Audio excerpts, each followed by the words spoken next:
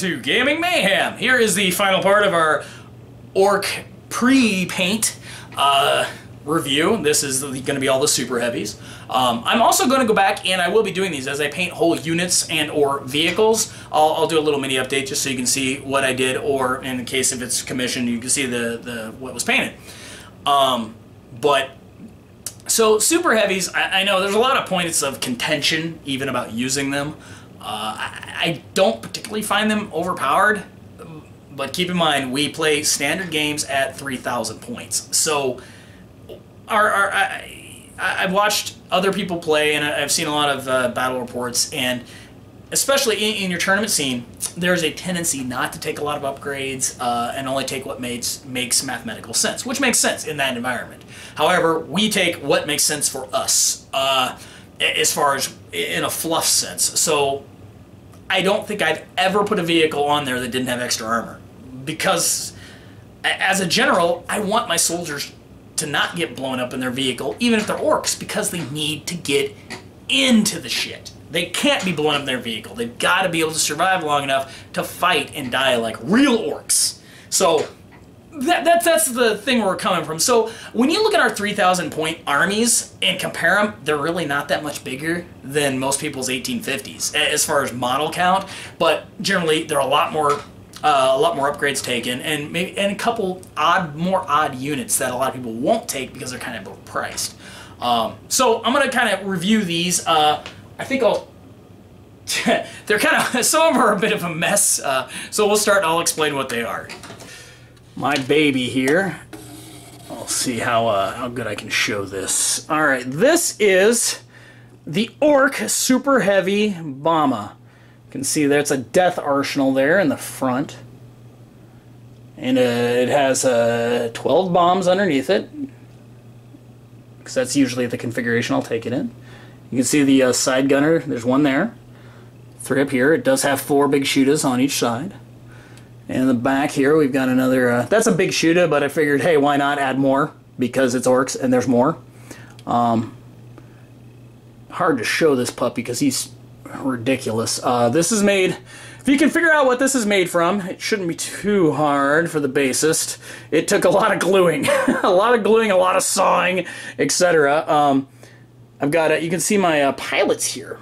They're ready to fight. In case they get in a dogfight, they can bash the other guy in the head. That's because that's what orcs do. Use some extra bits here to make this more like a power generator to keep it going. You see I got a bunch of grots running around on the thing actually fixing it. Making sure it works, testing stuff, etc., etc. Really happy with how that one came out. That was a lot of fun to make. That thing is over 500 points. It's a super heavy flyer. Not necessarily the most practical of choices to take, but it's a was really fun to make. So this is the custom mech Stompa. See, he's got the drop-a-claw, and he got a belly gun. I really like his face. I love that model's face, and that was the reason for getting him. It looks super cool. You can see I've got to turn him around a little bit. He's got lots going on here. You might have seen him in one of the battle reports. I've used him before. You can see there, well, little dude back there working on him. If you can see that. The problem with these big models is they're very hard to show off. And did a lot of just kind of patchwork on him. And when he's painted, you won't be able to tell the difference between the resin and the plastic. And I made one regular Stompa here, just because you look. I really like the skull on his belly, and I love this chainsword. That looks really cool. Not as big of a fan of his head. I like the ridiculous mouth on the custom mech more, but the body structure on the rest looked pretty cool. So I had to get him too. You can see a little guy working on his shoulder there. Always got to have the grots running around. The mighty gargantuan Squigoth. All right, this guy. See, I got a little commander back there. He's telling him to go. This guy is an interesting choice. He's only a niche 1.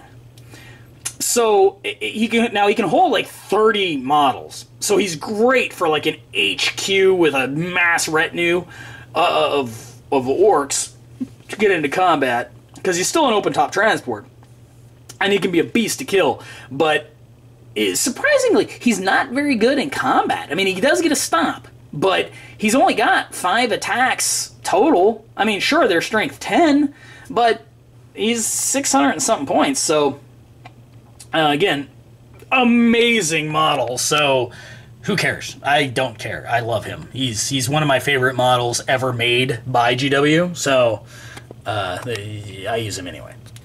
And I got all 3 of the super heavy tanks here. The Kill Bursta, Kill Crusha, and something else. You see what I did here? If you can see that, it's a little magnet. So like the grot bombs, because I always put them on there, they come off. So I can mark when I've used them. And when I paint it up, you won't be able to tell that's a magnet. It'll just look like another piece of orc junk on there. The cool thing about the orc super heavy tanks, they're all also transports. That's cool. Varying degrees of usefulness. This guy can switch what shells he uses. So he's kind of, to me, he's probably the best one.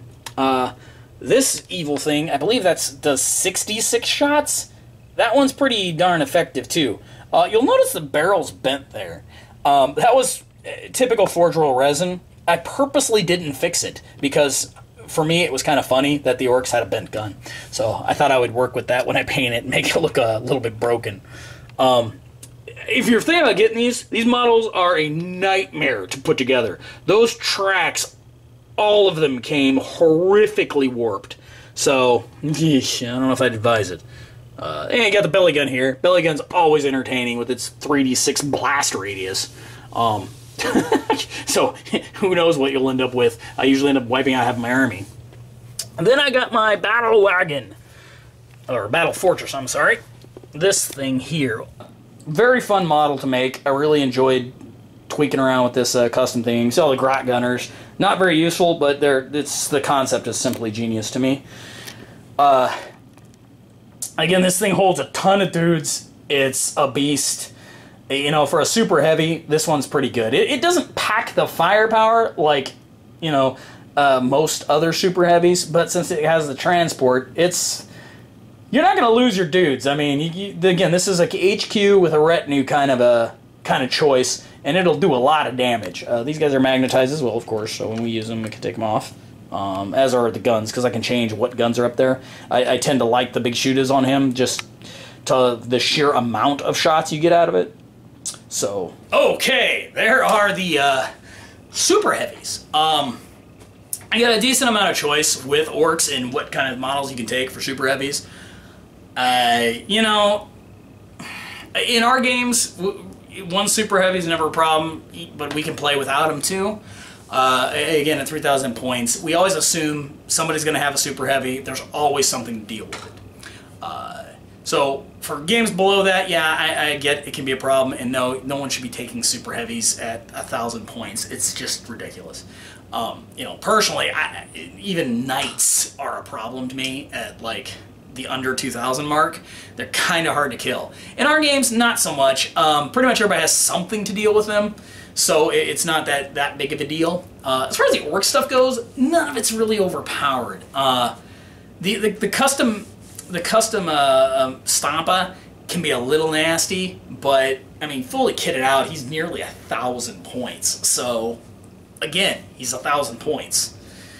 I know we had him in one of our battle reports. He fought a Warhound, of course, and he trounced it because the Warhound doesn't really have any close combat weapons. So I think the cool thing about the super heavies is they're gigantic, and it gives you a lot of opportunity to custom do stuff and do a little more intricate work because it's so big. You can a lot of fine details or kind of make it a little stand out. And orcs kind of have a bigger selection than most people do in that category. You know, like I said, I got a lot of them. The big tanks are cool. You can take. There is one formation I think where you take all 3 of them, which honestly, it wouldn't be worth it. They can't do enough damage to most things. They're cool. I mean, I guess you could run everybody over and just squish them, but they're fun models. They're really fun to paint, so I recommend checking them out. So the next orc update I do, I guess, will be whenever I get around to painting him, I'm almost done with